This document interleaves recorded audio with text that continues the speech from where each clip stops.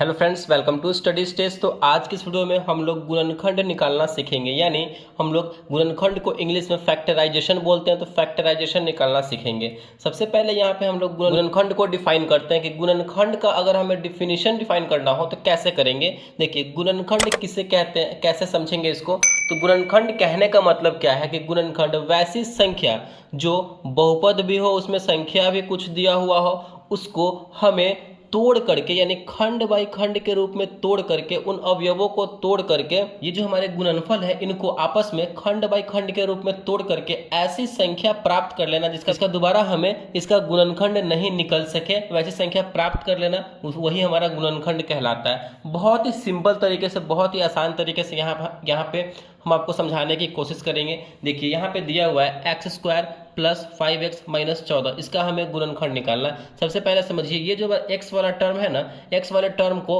हम क्या बोलते हैं, तो चर संख्या बोलते हैं, यानी वेरिएबल नंबर बोलते हैं इसको। ठीक, यहाँ पे 5x लगा हुआ है, इसके साथ में इसको भी हम चर संख्या ही बोलेंगे, वेरिएबल नंबर बोलेंगे। और जो सिर्फ नंबर वाला जो संख्या रहता है ना, उसको हम लोग बोलते हैं अचर पद, यानी कांस्टेंट होता है, ये हमारा कभी भी नहीं बदलता है। ठीक, अब 5x के साथ x का अगर कुछ भी मान रख देंगे तो ये, जैसे कि अगर x का मान 2 रखेंगे तो 5 गुने 2 हो जाएगा, तो 5 दूना 10, ये हमारा चर संख्या का हमेशा ये बदलता रहता है। ये आपको समझ में आ गया होगा कि चर और अचर पद क्या है। चलिए इसे अब हम बनाना स्टार्ट करते हैं। गुणनखंड बनाने के लिए सबसे पहले हमें क्या करना होगा, लास्ट में जो नंबर दिया हुआ है, लास्ट वाले नंबर को एक्स स्क्वायर के गुणांक में, एक्स स्क्वायर देखना है कहाँ पे, एक्स स्क्वायर यहाँ पे स्टार्टिंग में जो हमारा एक्स स्क्वायर दिया हुआ रहेगा उसके गुणांक में, यानी उसके गुना में जो नंबर दिया हुआ रहेगा उसके साथ हमें गुना करना है। यानी एक्स स्क्वायर के गुना में कोई नंबर दिया हुआ है, नहीं दिया हुआ है। जब एक्स स्क्वायर के गुना में कोई नंबर नहीं दिया हुआ, उसका मतलब क्या होता है, तो 1 होता है, यानी हमें 14 में 1 से गुना करना होगा। चलिए स्टेप बाय स्टेप समझते चलिए। पहला स्टेप में ऐसा ही करना है,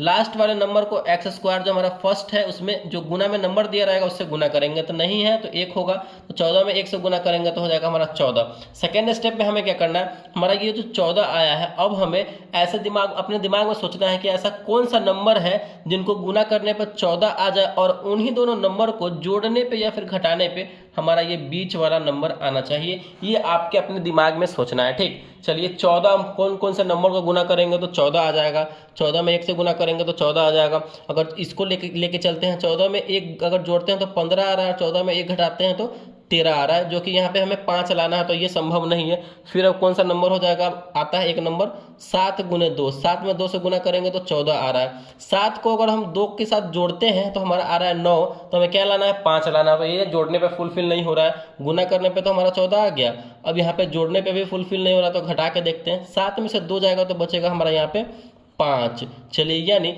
7 में 2 से गुना करने पर 14 आ रहा है, और 7 में से 2 घटाने पे हमारा क्या आ रहा है, तो 5 आ रहा है। तो ये हमारा फुलफिल हो रहा है, तो इसको लेके चलेंगे। बस यही दोनों स्टेप आपको फॉलो करना है। चलिए बनाना स्टार्ट करते हैं। पहला जो नंबर जैसे दिया हुआ बिल्कुल वैसे लिखेंगे, एक्स स्क्वायर है तो हमारा हो जाएगा एक्स स्क्वायर।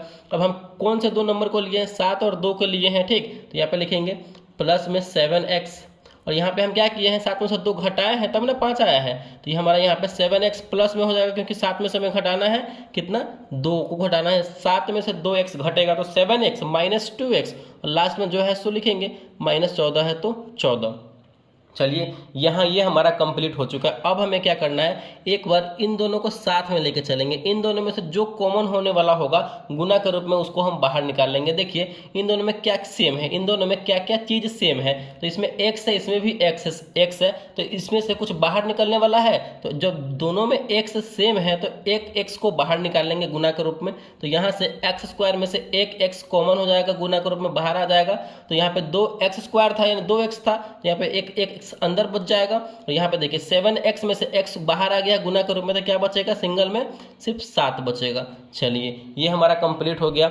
अब यहाँ पे देखिए, ये जो बॉक्स में x प्लस 7 है ना, हम क्या करेंगे, बहुत आसान बनाने के लिए एक और बॉक्स हम इधर बनाएंगे, थोड़ा सा स्पेस देंगे अंदर यहाँ पे बगल में, और x प्लस बॉक्स के अंदर जो चीज़ सेम लिखा हुआ है वही चीज़ यहाँ पे लिख देंगे, x प्लस 7। अब यहाँ पे देखिए, इसका काम तो हमारा ये वाला टर्म से हो गया है, अब इसका काम करना है, इसका काम तो यहाँ पे हो जाएगा क्या, अब इसका काम करने के लिए यहाँ पे ऐसे कौन से नंबर से इस x में गुना करेंगे जो माइनस 2x आ जाए गुना करने पे, तो सिंपल है, -2 से हम x में करेंगे तो -2 आ जा रहा है, और -2 में हम 7 से करेंगे, +7 से गुना करेंगे, तो 7 दूना 14 प्लस माइनस माइनस यानी 7 दूना 14, ये हमारा यहाँ पे 2 रखेंगे तो ये फुलफिल हो जा रहा है। तो ये भी हमारा स्टेप कंप्लीट हो जाता है। अब हम क्या करेंगे, देखिए सिंपल है, बहुत सिंपल यहाँ से हो गया हमारा। अब गुणनखंड ये बनकर तैयार होने ही वाला है। अब हम क्या करेंगे, एक बार x और -2 को एक साथ लिख देंगे, x और -2 को एक साथ लिख देंगे, और x + 7 दोनों सेम है तो हम किसी को भी लिख सकते हैं। तो यहाँ पे हम लिख देंगे x + 7, दोनों सेम है तो किसी एक को लिख देंगे x + 7। यहाँ पे हमारा फाइनली जो है गुणनखंड बन के तैयार हो चुका है।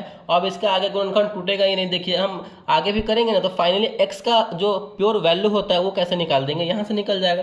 x - 2 = 0 कर देंगे यहाँ से, तो हमारा प्योर निकल जाएगा।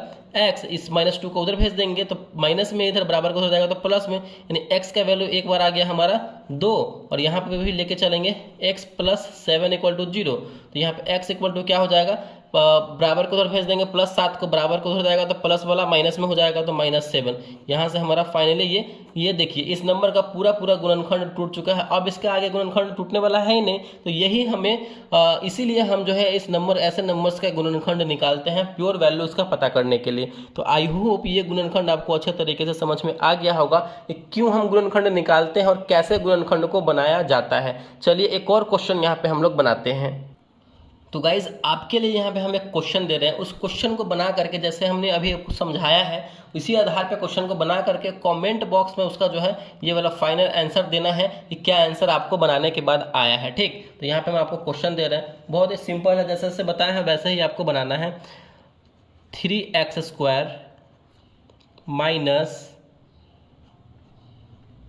13x + 12 -13x + 12 है। इसको हमें बना करके आपको कमेंट बॉक्स में इसका आंसर देना है। बहुत ही सिंपल है, मैंने आपको स्टेप में स्टेप कैसे बताया है कि लास्ट वाले नंबर को जो x² है फर्स्ट वाला उसके नंबर से गुना करना है, उसके गुणांक में जो नंबर दिया रहेगा उसके साथ गुना करना है। तो सिंपल है, 12 में हम x² यहाँ पे है, इसके गुणांक में इसके गुना में 3 लगा हुआ है, तो 12 में हम 3 से गुना करेंगे तो हो जाएगा हमारा 36।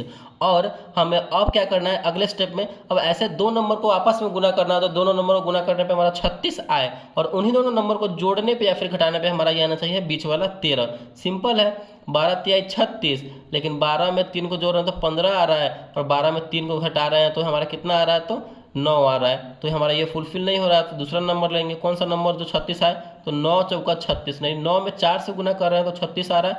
9 और 4 को यहाँ पे हम जोड़ेंगे तो 13 आ रहा है। यहाँ पे फाइनली जो है 13 यहाँ पे आ ही रहा है। तो हम क्या करेंगे, यही वाला नंबर लेंगे।